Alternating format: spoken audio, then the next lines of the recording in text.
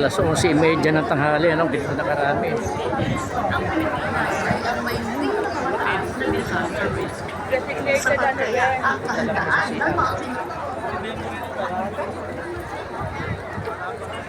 Numero 1 apektado ay ang mga pagkain sa bawat lamesa ng Pilipino. Dahil ang bansa dapat mag-ani ng sariling pagkain, dala na rin ng mga kalidad at galaw ng ekonomiya na pipilitan ng Pilipinas sa umangkat ng pagkain sa ibang bansa. Pangwalo ang Pilipinas sa rice producers sa mundo. Pero sa kabila nito, isa naman tayo sa nangungunang importer ng bigas. 1.7 billion metric tons ang inangkat na bigas ng Pilipinas noong nakaraang taon. Mas Napakarami na. So, kasi sa report, hanggang PM Kalaw. Sa 2023, Food and Agriculture Organization, lumabas na 44% ng populasyon ng Pilipinas ang nakararanas ng moderate o severe food insecurity. Ibig sabihin, 44% ng mga Pinoy ay walang kasiguruhan Nawala si Kades. ng susunod nilang kasarili o di kaya Tumalon kasi sa may bangko dun eh. sa Global Harbor Index, 1 million pesos at Davao Region na 10 million pesos. Karagaling ang nagpagtala ng pinakamataas na lamb production sa buong bansa na umabot sa halos 7 liters of lambs noong 2022 at 157,000 cubic meters of lambs noong 2023. Ayan,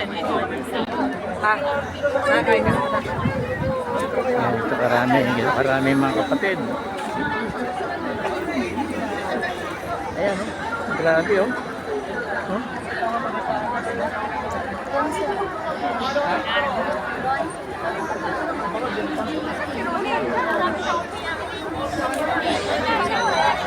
Saan tayo? Baka doon, di natin doon.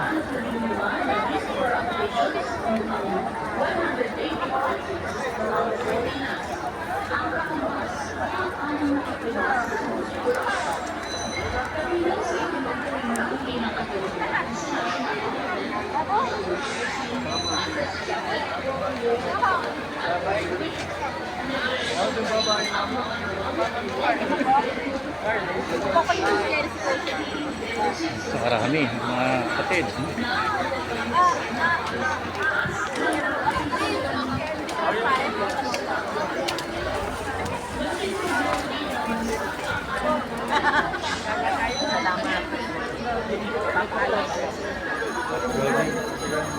Grabe, dami.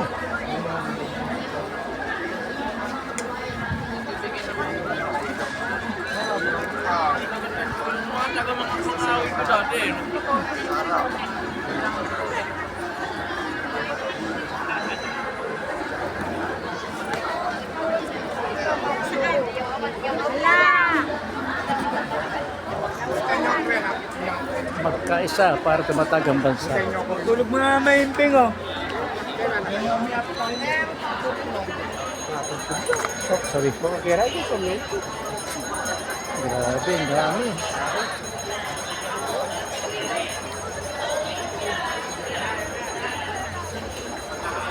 Alam niyo ba yung mga yellow? Opo, yun ang yung blue.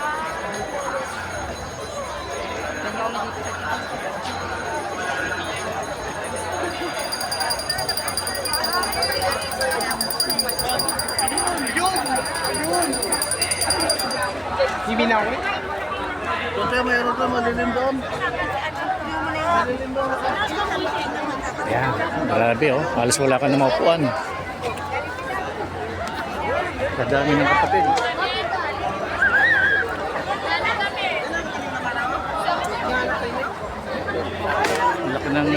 Laki ng pinuno ng mga kapatid sa iglesia. Yan, kumakain.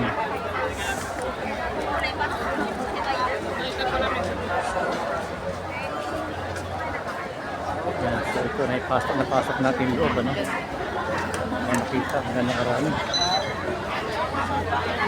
Yan, ito nagkakasukan pa, oh. Mag-alas 12 pa lang ng gabi. Naman ng tanghali. Umaga. CR ka ba pa? Ay, ano doon? Sa may green na Oo, ba doon? Puntahan mo na kasi may CR na si Mami. Saan ba yun? Ayan, yung green na yan. Bago tigong ulo, boy. Ulo namin kayo sa Oy! Saka may tayong.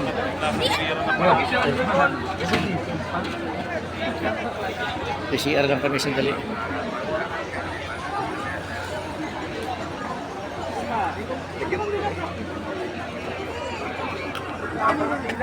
Hindi yan daw.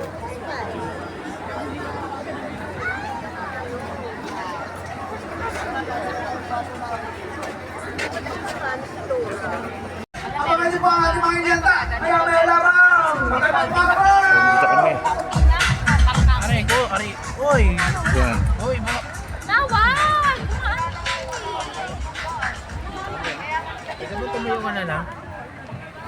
Si Kami-ami, oh. Eh, si Puro ka Stephen. na lang nakatayo. Si Dayan. Si Joshua. Si Nadine. Okay pa na yung dibdib ko dyan Yan, kumakain. unang linya din si Joshua. Oh.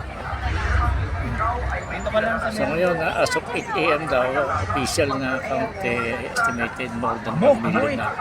More than 1 million na dito sa Quirino. As of 8 a.m. Eh, ngayon siguro 10 o'clock na, siguro mas naragdagan pa. Ganyan.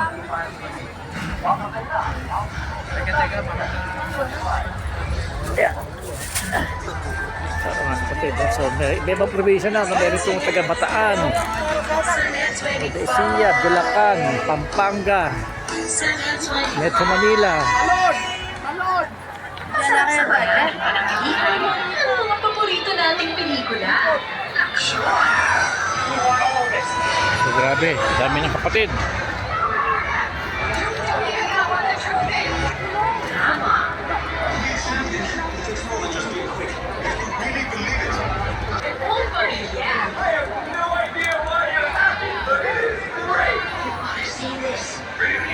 Kaya sama-samang abangan Joshua. ang Sine Throwback. Ko, alas 2 ng tanghali, dito lang sa Net 45. So ngayon alas 10 ng ano pa lang, no? Alas 10 pa lang ng umaga ng Lunes, no? Araw ng Lunes, January 13, 2025.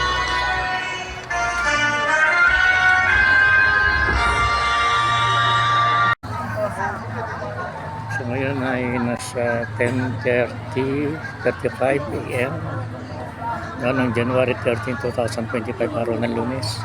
Dito ngayon sa ating kaganapan ngayon sa Quirino Grandstand para sa National Rally for Peace ng Iglesia ni Cristo. Yan, mapapasin natin dito. May iba mga sa iba't ibang paning ng mula sa iba't ibang paning ng probinsya. Dito lang ang mga taga-net. Ang maganda dito, makapansin dito, nakikisama ang panahon, aluminum siya. At kung ulap ay tumatakit. Pang hindi maganda ang atmosphere, maganda ang panahon, conducive ang environment. Yan. Dito kami sa ilalim ng puno. Ito paano yan. Pasilong kami.